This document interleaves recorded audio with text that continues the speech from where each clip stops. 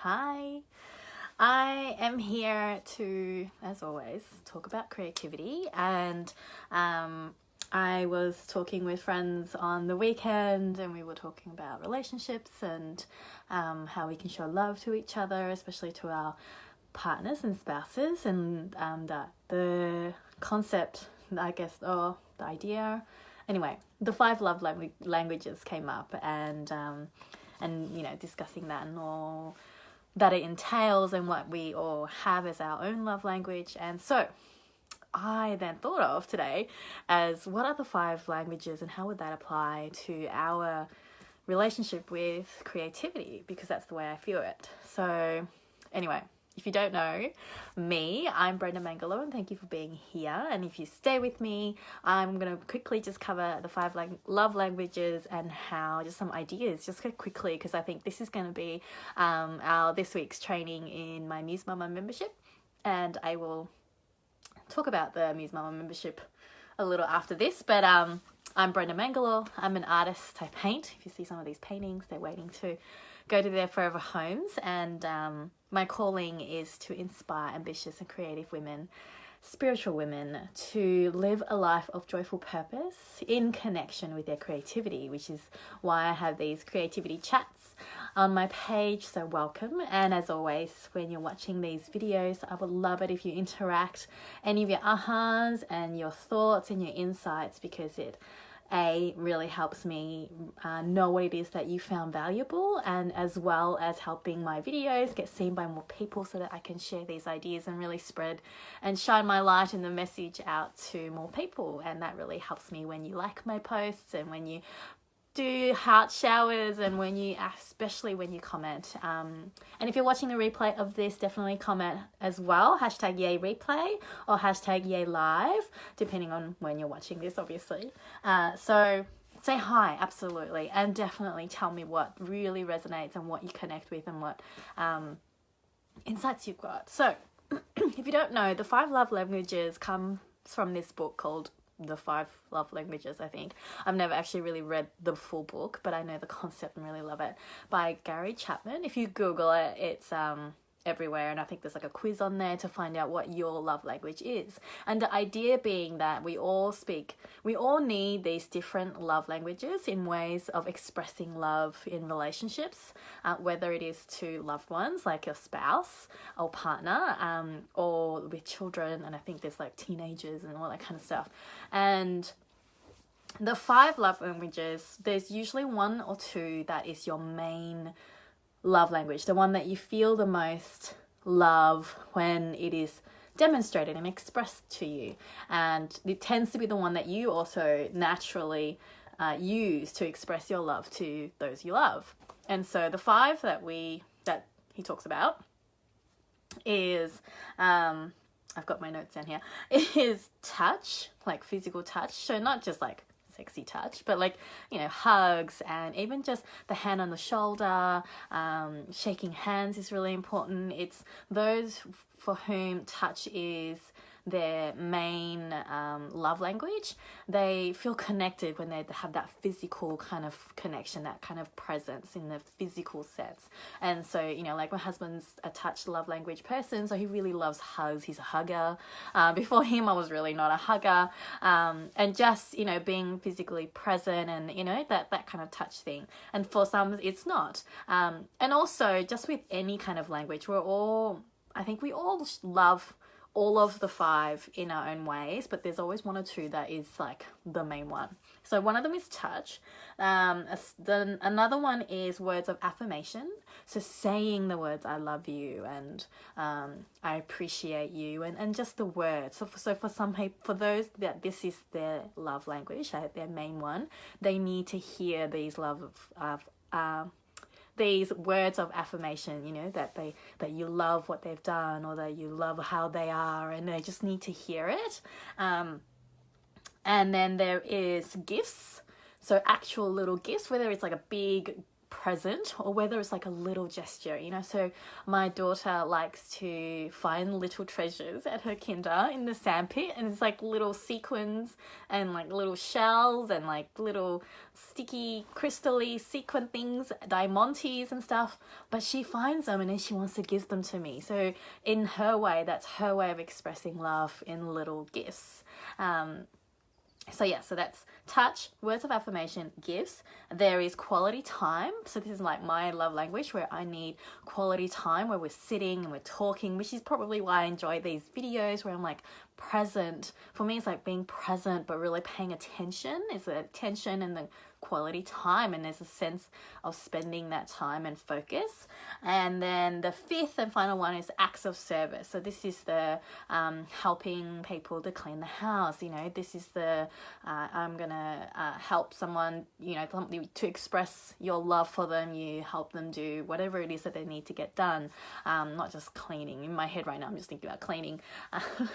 and so if you think about it, you think about for yourself. If you don't know this concept, these 5 love languages, is to kind of think about how you show your love to the people that you love around you, and which of the categories do you usually do the most, and which one that makes you feel really loved, right? Like, sure, I love to hear I love you, Brenda, in terms of words of affirmation.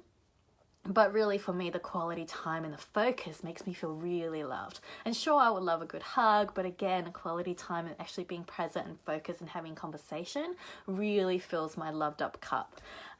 So now that we have a quick overview of the 5 love languages, and I was thinking today, and for my Muse Mamas, if you don't know, I run Muse Mamas are ambitious, spiritual, creative women who want more than where they're currently at. They're being called for a greater big dream. There's a next chapter in their life, and it is more than mamahood, right? And this is whether it is like mamahood in terms of actual babies that you've birthed, or whether it is just birthing projects and all that kind of stuff. And you just know that, sorry about that. And so anyway, so I have this membership. It's super affordable, and let me just make sure that yes, I have, is to create this village, because I believe, just like we say, there takes a village to raise a child.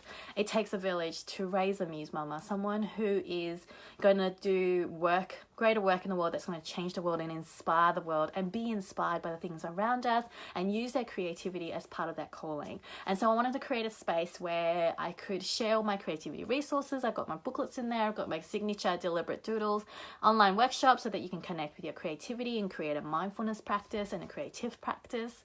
And there'll be creativity catalysts in there, which I'm going to be setting up, which is another course of mine, which is about connecting and immersing yourself in creativity and your creative spark, and to really make that into a daily habit. Let me just readjust myself here. And so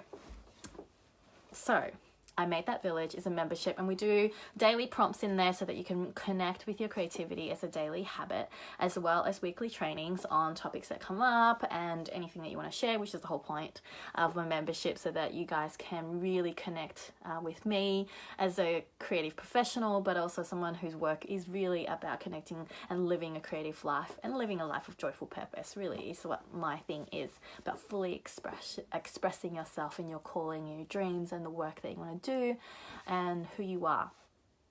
And so I was like, 5 love languages, I'm going to do that in there. But I'm like, I want to come on here and just share it with you guys because it's creativity, and it was such a neat concept and a way for you to kind of think of how you relate to your creativity, right? And so one of the first ones is, if you look at words of affirmation, in terms of the love language to your creativity, there are some people who will straight up be like, oh, I'm not creative, or oh, I was creative, but I'm not creative anymore. And just the way you speak about your creativity and the way you talk about it and the words that you use really shuts down your connection to your creativity. So don't do that. Be mindful of what it is that you're saying.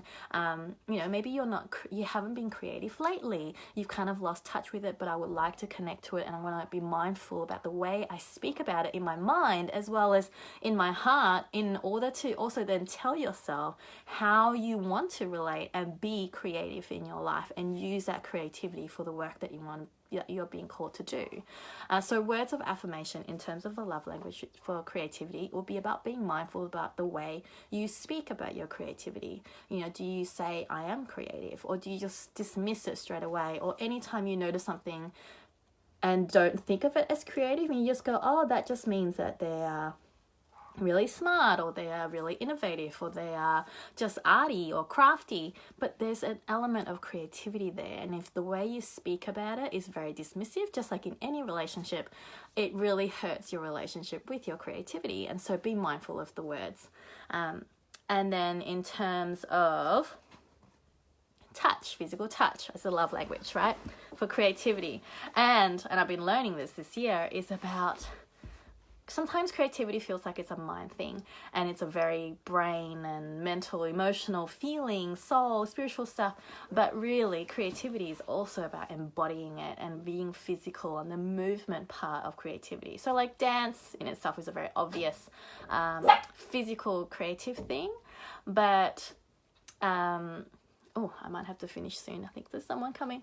And so for touch, it's about meditation and really being in your body and moving your body and embodying it and being really in touch with that and connected to that, because that is what creativity is. You need your brain stuff as well as your body stuff. Let me just be quick. And then gifts, just gifts. Gifts is part of the love languages of gifts is actually about thinking of you, right? It's the appreciation and the thought behind the gift. It's not necessarily just the gift itself, but it's actually the thought behind it. And so in terms of your creativity, it's about linking everything that you see, everything that you've been given as a gift. It's a new day or whatever, and then thinking of your creativity in that. So yeah, I will be going to more depth in Muse Mama membership, and if you would love more information about Muse Mama, definitely comment below #Muse Mama, and I will give you the details on how you can get in currently before the next round, and where it doubles in price. Right now is the lowest investment you can get in. So yes, and then touch, words, gifts, quality time. Well, quality time in terms of the love language for your creativity is about being in that presence. It's about focus. It's about actually putting that focus and time without the distractions to connect your creativity, whether in small ways like sketching and doodling and like traditional creative stuff, or whether it is just recognizing that when you are planning your next meal, when you are appreciating a work of art, you're being focused and nurturing and connecting with your creativity. And that's quality time, and that's how you can deepen your relationship with creativity as well. And the last one is acts of service. So acts of service for your creativity. For me, it's about actually doing the work that you're being called to do. It's like the actual painting and the actual act of it, which for some people, that's all they think that creativity is. But at the same time, it is also about how do I give in an actual service kind of way to my creativity. And for me, and I know this is for a lot of people, it's about that sense of self-care and about doing the work that you need to do in order to stay in flow, to work on your resistance and your mindset and your belief work, and actually do the stuff that makes you connected to creative flow. And that means all the other stuff, as well as doing the actual work that you've been called to do. So those are the 5 love languages in connection with your creativity, and I hope that was valuable and interesting and gives you new insight to the way you relate to your creativity. And if you want more information about Muse Mamas and you want to go deeper into this, that's what I'll be talking about this week. I'll be doing deeper training on these 5 love languages. And yeah, comment below #Muse Mama, and I will give you the links and all the info about how you can just join for $1. There's over $2,000 worth of value in there, and connecting to a village of Muse Mamas about creativity and about knowing and being understood and getting what it means to weave and juggle the whole self-care and relationships, but as well as pursuing your calling and your art and your business and your mamahood and all the things. And Muse Mamas, we get it, and know that you're not alone, and you don't have to be alone, and you can join us. until the end of the month really is, otherwise it will double in price. I think there's a few spots left at the current pricing, so let me know below. And I hope that these 5 languages, I would love to know which one is your natural one that you need to feel loved and how you can apply that to your creativity. And I will see you next time. Bye.